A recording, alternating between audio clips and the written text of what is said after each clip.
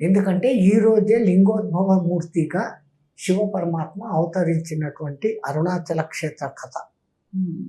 బ్రహ్మ విష్ణువుల మధ్య వివాదం రావడము, దానికోసమే అని చెప్పేసి అక్కడ ఒక అగ్నిస్తంభ రూపకంగా ఒక ప్రకటన చేసి శివ పరమాత్మ నా ఆది అంతాలు చూడమని చెప్పడం, విష్ణు పరమాత్మ వరాహావతారం ఎత్తి కిందికి, హంసావతారం ఎత్తి బ్రహ్మకు యుగాలు పోయారని, ఆదిని అంతము కనిపెట్టలేకపోయారని, అలసిపోయిన విష్ణుమూర్తి బయటకు వచ్చి నిజం ఒప్పుకొని నేను చూడలేదు నిజం చెప్పాడు కాబట్టి ఆయనకు పూజార్హత, దొంగ సాక్ష్యంతో నేను తల చూసి వచ్చాను అని చెప్పిన బ్రహ్మునికి శాపం ఇచ్చి తల ఒకటి తగనరికి ఆయనకు పూజార్హత లేకుండా ఈయనకు సర్వశ్రేష్ఠ పూజలు అందుకునే ఆ భాగ్యాన్ని విష్ణుమూర్తికి కల్పించిన రోజు అని చెప్పబడుతుంది.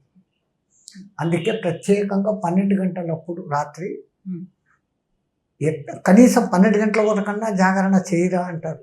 తెల్లారు చేయలేకపోయినా 12 గంటల వరకన్నా చేయి అంటారు. ఆ 12 గంటలప్పుడు అక్కడ లింగోద్భవం జరిగిన స్థలం చోటు అని మన వాళ్ళ సాంప్రదాయం. అంత గొప్పతనం ఉంది దానికి శివరాత్రికి.